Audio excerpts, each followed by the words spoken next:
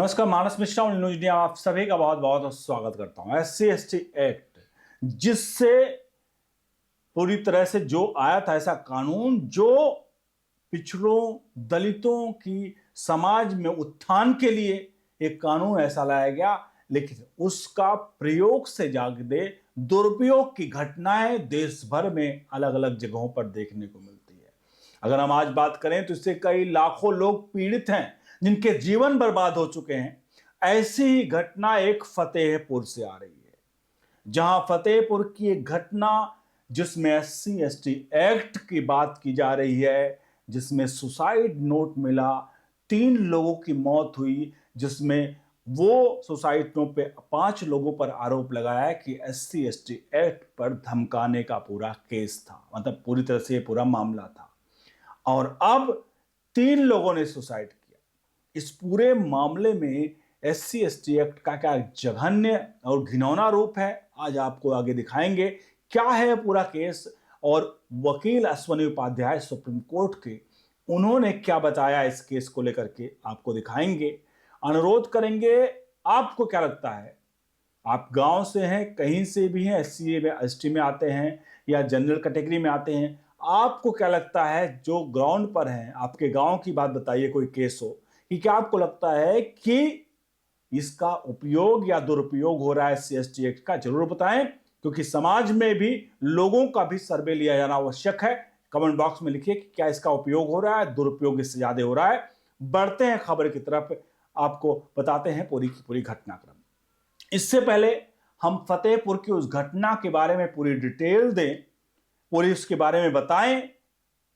आपको थोड़ा सा बैकग्राउंड आपको बताना जरूरी, फिर ले चलते हैं अश्विनी उपाध्याय की तरफ। बैकग्राउंड आपको जो है, बैकग्राउंड ये है कि फतेहपुर में एक व्यापारी होते हैं, एक सप्लायर होते हैं, जो लोगों का मतलब माल सप्लाई करते हैं कहीं से, उसमें पैसे कमाते हैं। इसमें एक सप्लायर होते हैं जो अपना बिजनेस कर रहे होते हैं, व्यापार कर रहे होते हैं। उस व्यापार में कुछ कर्ज का लेन देन का मामला आता है। उस कर्ज के लेन देन के मामले में जो खबर आई, उसमें कुछ लोगों के बीच में विवाद हो जाता है। उस विवाद को होने के बाद पैसे के लेन देन में अमर श्रीवास्तव नाम के जो व्यक्ति थे, जिन्होंने सुसाइड किया, और उन्होंने आरोप लगाया कि उन्हें SC/ST एक्ट में धमकाया जा रहा था, इसलिए उन्होंने सुसाइड कर लिया। यह सुसाइड लेटर में एक जिक्र है, बाकायदा लिखा गया है। आगे हम आगे बढ़ेंगे, इससे पहले हम आगे बढ़े और चीजों को और बताएं, अनुरोध करेंगे आप वीडियो के कमेंट बॉक्स में राय प्रतिक्रिया दीजिए और सुनिए अश्विनी उपाध्याय क्या कुछ करें इस मामले पर। झूठी शिकायत और झूठी FIR रोकने के लिए मैंने माननीय सुप्रीम कोर्ट में PIL फाइल किया है और माननीय सुप्रीम कोर्ट को बताया कि किस तरीके से झूठी शिकायत और झूठी FIR के कारण लोग आत्महत्या कर रहे हैं। उत्तर प्रदेश के फतेहपुर में पैसे का विवाद चल रहा था और पैसे के विवाद में एक पक्ष ने दूसरे पक्ष के खिलाफ फर्जी SC/ST का मुकदमा लिखवा दिया। आपने अश्विनी उपाध्याय को सुना, मैंने सिर्फ इनको इसलिए यहां पर लिया कि आपको इस केस के बारे में थोड़ी जानकारी हो जाए कि केस की सच्चाई है कि फतेहपुर की घटना है। बहुत सारे लोग कहते हैं घटना है या नहीं है, तो फिलहाल ये घटना थी। अब इस घटना में सबसे प्रमुख है कि जो व्यक्ति, हम इसे SC/ST, क्योंकि पुलिस जो है वो सिर्फ सुसाइड नोट है उसमें ही सिर्फ SC/ST की बात करी जा रही है, उसको लेकर के बहुत ज्यादा तूल नहीं पकड़ा है मामला। लेकिन सबसे बड़ा सवाल यहां पर है, एक व्यक्ति जो सुसाइड कर रहा होता है, वो सुसाइड करते वक्त जो अमर श्रीवास्तव थे जिन्होंने सुसाइड किया, सुसाइड के वक्त उन्होंने लेटर में लिखा कि वो SC/ST से तंग आकर के भी आत्महत्या कर रहे हैं, जो उनको धमकाया जा रहा था। एक बात तो तय है, अगर ये लेटर जो लिखा गया, अगर उनके द्वारा लिखा गया, क्योंकि ये भी जांच का विषय है, अगर उनके द्वारा ये लेटर लिखा गया तो इस लेटर में SC/ST एक्ट का जिक्र किया गया है। और ये आप और सभी मानते हैं कि अगर कोई व्यक्ति सुसाइड कर रहा है, मौत की मतलब आखिरी उस पर है, तो कम से कम वो झूठ नहीं बोलेगा, या अब उसे SC/ST एक्ट के तहत प्रताड़ित किया जा रहा था। अब ये पूरा मामला जो है वो जांच के दायरे में है, जहां 5 लोगों के नाम उस सुसाइड नोट में लिखे गए थे, जिन 5 की गिरफ्तारी हुई है। अब इसमें सबसे प्रमुख बात यह है कि सुसाइड नोट में जो अमर हैं, जिन्होंने 5 लोगों का नाम लिया था, उन्होंने 5 लोग का मतलब ये लोग 5 लोग आरोपी हैं, उस व्यक्ति ने अपनी मां और अपनी चाची के साथ अपने आप को आत्महत्या कर लिया। पहले उसने अपनी मां और चाची का गला ब्लेड से रेत कर हत्या किया, फिर खुद सल्फास खा करके गला काट कर आत्महत्या किया, ब्लेड से गला काट के। इस तरह की खबरें आ रही हैं।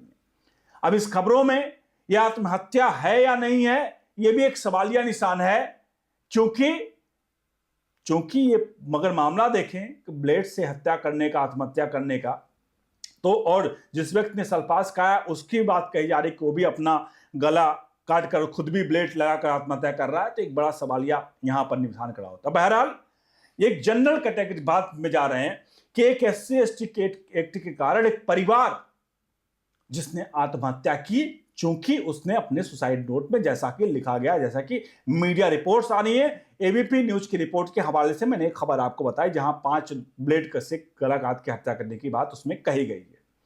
फिलहाल इस पूरे प्रकरण में एक बात तो सामने आ रही है कि जिस कानून का उपयोग करने के लिए यह कानून लाया गया था, उसका दुरुपयोग बहुत हो रहा है। अश्विनी उपाध्याय सुप्रीम कोर्ट के वकील, जिन्होंने यही चीज सबसे प्रमुख कहा है बार बार कि आखिरकार हमारे देश में FIR कोई दर्ज कराता है, मोस्ट वेलकम, लेकिन अगर कोई फर्जी FIR दर्ज कराता है उसके लिए कानून क्यों नहीं बन रहा है? कोई थाने पहुंचता है और वो फर्जी FIR SC/ST का दर्ज करवा देता है, और फर्जी SC/ST FIR दर्ज क्यों करवाएगा, उसके भी प्रमुख कारण हैं। एक तो किसी को फंसाने के लिए, दूसरा किसी को फंसा रहा है, ऊपर से जो FIR दर्ज करवा रहा है कोई फंस रहा है, उसमें तो बहुत ज्यादा जांचबीन नहीं हो रही है, मतलब छानबीन नहीं हो रही है, और दूसरी बात FIR दर्ज करने के बाद उसे पैसा मिल रहा है। 1 लाख से लेकर के 8.8 लाख रुपए तक केस पर डिपेंड करता है, उसको सहायता राशि मिलती है SC/ST केस में। यानी कि एक तो वो FIR किसी को फंसा रहा है, दूसरा उसे मोटी रकम मिल रही है। 1 लाख से 8.25 लाख रुपए, आप समझते हैं कितनी मोटी रकम है, छोटी मोटी रकम नहीं है। उसको सहायता राशि मिल रही है उस केस से रिलेटेड। और सबसे प्रमुख यहां पर यह भी है, ये कल को मान लीजिए SC/ST केस झूठा पाया गया, तो उस केस में उस राशि, जो राशि उसे मिली है, उस राशि के मतलब उस रकम का रिकवरी होगा या नहीं होगा, ऐसे केसेस बहुत कम ही पाए जाते हैं कि जिसमें रिकवरी की बात की जाए या जिसमें कोर्ट ने आदेश दे कि इससे वो रकम रिकवर किया जाए। ऐसे केसेस बहुत कम ही देखे जाते हैं। अब इसमें मामले में यह जरूर आवश्यक है कि हम इस केस के बारे में क्या है क्या नहीं है, SP DM, क्योंकि उस वक्त जब एक घटना हुई है तब से SP DM जो भी उस जिले के हैं, ADG तक का बयान आया, वाकई में सभी सख्ते में थे, DM SP से लेकर सभी। क्या आखिरकार ये घटना इस तरह की जघन्य घटना है जहां ब्लेड काट करके और सल्फास खाकर आत्महत्या कर रहा है व्यक्ति, और सुसाइड लेटर में SC/ST के बारे में जिक्र कर रहा है, SC/ST कानून के बारे में। तो एक घर में, एक परिवार में एक सदस्य के एक साथ मृत्यु होना, इस तरह सुसाइड करना एक जघन्य घटना है इस तरह से समाज के लिए, और ये वाकई में ऐसा नहीं होना चाहिए समाज में, और ऐसा किसके कारण हुआ उसकी जांच प्रमुखता से होनी चाहिए। तो ये जो भी मामला है, ये मामला तो वाकई में जांच का विषय है कि SC/ST एक्ट था या नहीं था, लेकिन SC/ST एक्ट का दुरुपयोग हमने पहले भी कई बार खबरें दिखाई हैं कि जहां पर अब जो MP Madhya Pradesh high court का एक बार एसोसिएशन का एक वो है जिसमें रिपोर्ट है, जहां पर 75% केस SC/ST के केस के फर्जी पाए जाते हैं।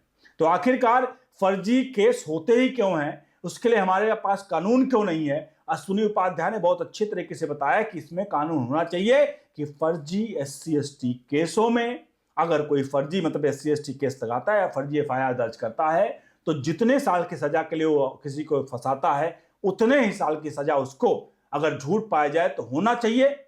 और ये हर एक पुलिस थाने में, हर एक मतलब विश्वविद्यालय में, हर एक थाने में, हर एक SP के यहाँ, DM के यहाँ, सब जगह एक मोटे मोटे बोल्ड अक्षरों में लिखा हो कि अगर FIR दर्ज कराओगे किसी के खिलाफ, लूट का, झूठा, किसी भी चीज का मैं उदाहरण ले रहा हूं, तो वो आपके ऊपर उल्टा ही FIR दर्ज होगा। अगर आप झूठा SC/ST केस किसी पे लगा रहे हो और किसी को 10 साल की सजा होनी है तो 10 साल की सजा आपको भी हो सकती है अगर झूठा हुआ केस, और अगर 10 लाख रुपए आपको इसके मुआवजा मिला है तो मुआवजा भी आपको उल्टा वापस करना पड़ेगा और शायद आप पर फाइन भी लगाया जाए। इस तरह की चीजें जो आपको बता दूं आपको कि कतई भी इस तरह की चीजें नहीं होनी चाहिए समाज में कि जहां पर इस तरह की घटनाएं हों और हम और आप चुपचाप हाथ बांध कर बैठे रहें।